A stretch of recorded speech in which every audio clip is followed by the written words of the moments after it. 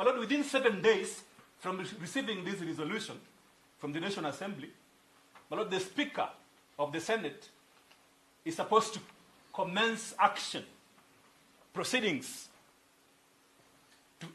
towards the completion of the removal of, or otherwise, of the Deputy President. My Lord, to consider the motion, my Lord, to commence the proceedings to consider that motion for the removal of President stroke Deputy President. My Lord, thereafter, they only have 10 other days, my Lord, 10 other days to finish the process, to make a decision. My Lord, you can correlate this to Article 140 of the Constitution of Kenya, which requires that a petition once presented to the Supreme Court for the validity of a presidential election must be determined within 14 days. So, my Lord, it's not unique for these proceedings to be determined in this manner. My Lord, there are constitutional policy reasons why that is the case. My Lord, perhaps because this position is important and stability of the nation is very critical, you don't want to keep people in abeyance on who is their president and deputy president. My Lord, the deputy president, when there's a vacancy in the office of president, they're supposed to assume office as president.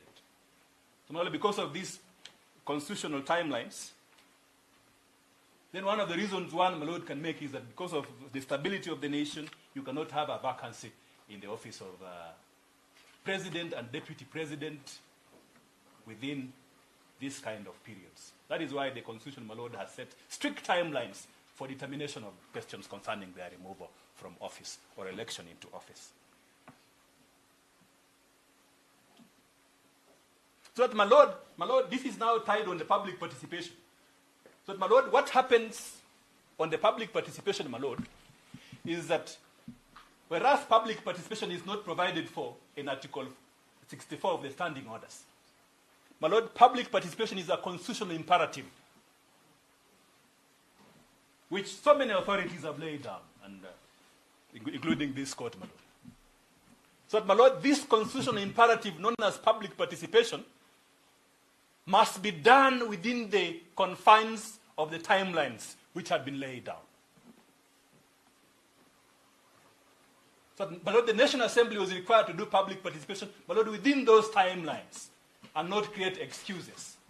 And my Lord, that's what the National Assembly did, public participation within the constitutional timelines. My Lord, submissions was made by Senior Counsel Paul Muite on whether a response by the Deputy President is needed when you are going to public participation. My Lord, in my view, that is stretching the issue too far. My Lord, what is before the House of the National Assembly is often a motion. And my Lord, the Constitution talks about a motion for the removal of Deputy President. My Lord, that motion, before it is determined, public participation must be conducted. So, my Lord, the obligation of Parliament is to ensure that that motion goes to the people, for them to air their views on what they think the motion, on what they think the elected members should do with the motion. And my Lord, it is important to mention that sovereignty, they exercise it directly or indirectly through their elected representatives.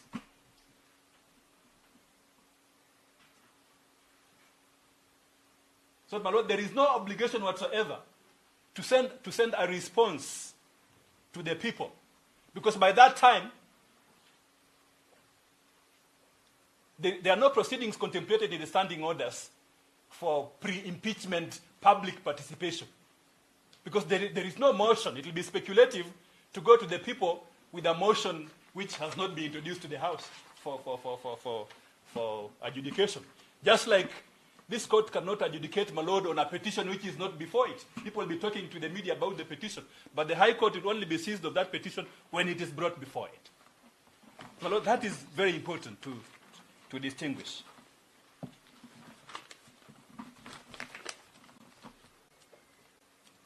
And my Lord, the efficacy of or adequacy of this public participation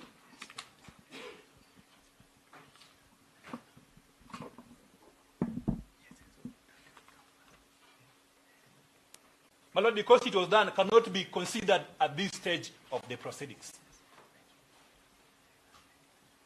My Lord, the petitioner is inviting you to make conclusive determination on the question of public participation. My Lord, the response from the National Assembly that public participation was indeed done, and the mere fact that it was done, then, my Lord, you cannot consider that on merits at this stage. So, my Lord, we urge that you don't grant the conservative orders.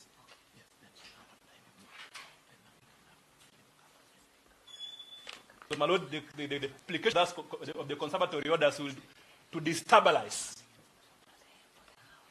the process which is before the Senate. My Lord, there is no timeline, there is no guideline on what happens when the court has issued conservatory orders. What happens to the timelines in Article 145?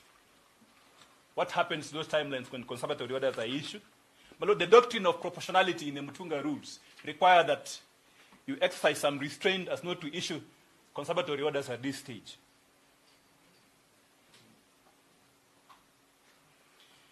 My Lord, Senior Counsel Paul Muite talked about gross violation of the Constitution as one of the grounds. He says the motion does not meet the motion for impeachment. But, my Lord, again, in the Sonko case, the Supreme Court has said the role of the court is not to look at the midst of these allegations. My Lord, instead, the High Court is supposed to just look at the process issues. Has the National Assembly complied with the standing orders and the provisions of Article 145? My Lord, if the answer is yes, then, my Lord, you allow those proceedings to continue and conclude. My Lord, now that my colleague, Senior Counsel, talked about gross violation of the Constitution, my Lord, allow me to say that indeed, from the motion, the Deputy President, there are serious allegations that the Deputy President is facing. And, my Lord, as I wind up, my Lord, the Deputy President is participating in the proceedings before the Senate. My Lord, that is important. He is participating in the proceedings before the Senate as we speak. So, my Lord, he cannot approbate and reprobate. He cannot participate in the proceedings before the Senate. My Lord, yes, my Lord, the process is going on. My Lord, allow me to quote a document, my Lord, which, because I'm not speaking from the bar. Yes, my Lord. Yes, my Lord. From a response which was filed, which we have filed, and which also my colleague have filed, my Lord, an affidavit, supplementary affidavit by regarding Gachaguas. My Lord, this is what they have annexed. My Lord, they have annexed a letter from the Senate inviting them to submit a response by 5 p.m. today, stating that the motion is before the House. They were given material which constitute this motion, and they were required to file a response. My Lord, under Article 145 of the Constitution, those proceedings have already commenced. My Lord, what I'm saying is that the 10 days for the Senate to consider that question have already commenced. The proceedings are active before the Senate.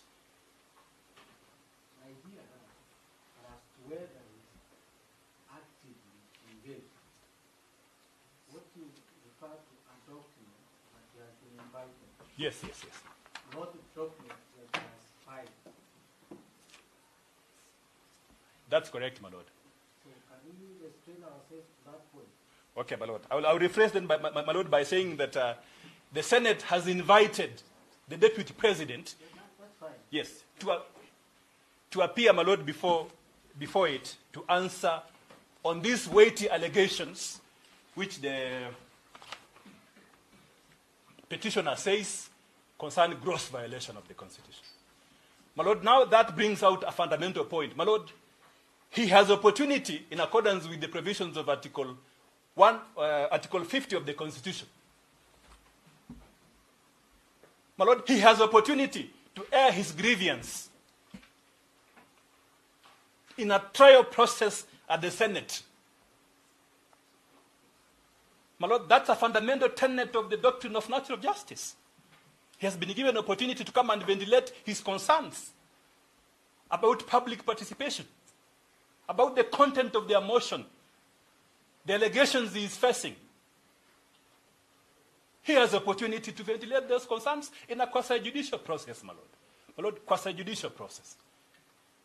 So, my Lord, it's better that we allow him to exercise his opportunity to appear before this quasi-judicial process for the trial of these allegations. My Lord, the issuance of conservatory orders will deny the parties that opportunity to subject the allegations against him in a constitutionally tested and compliant process of impeachment. My Lord, the senators act as jurors, as in this case, stroke judges. My Lord, they are required to make up to decide on each and every allegation that he is facing. So, my Lord, the doctrine of ripeness then applies against the deputy president at this stage of the proceedings. My Lord, his complaint is not ripe for judicial adjudication yet. My Lord, as I wind up, the roof is not on fire.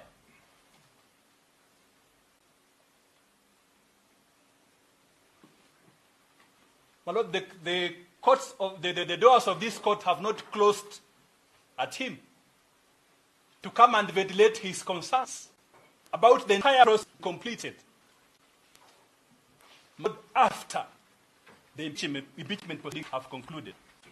And my Lord, this is the tenor and the effect of their submit in Petition 522 of 2024. Whereas conservatory orders were sought, they abandoned the quest for conservatory orders in 522 of 2024. My Lord, the questions concerning public participation have been certified as raising substantial questions of law in 522 of 2024. My Lord, there's a prayer on arresting, suspending, or interfering with the decision of the Senate in 522 of 2024.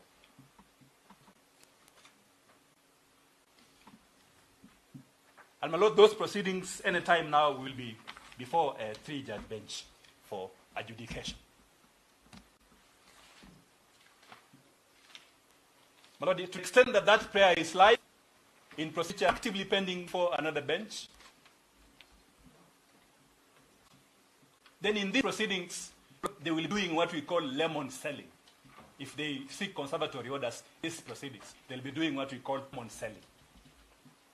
My Lord, I request a case and pray that you don't consider granting the orders for conservatory orders at this stage. Indeed, my Lord, if there's any decision with respect to consolidation, my Lord, we concede that this petition can be consolidated with petition 522, my Lord, for good order, my Lord, so that there is no conflict in terms of decisions which are made by the High Court on the same subject matter, my Lord. My Lord, with respect to the same petitioner, my Lord, the same petitioner. Thank you, my Lord.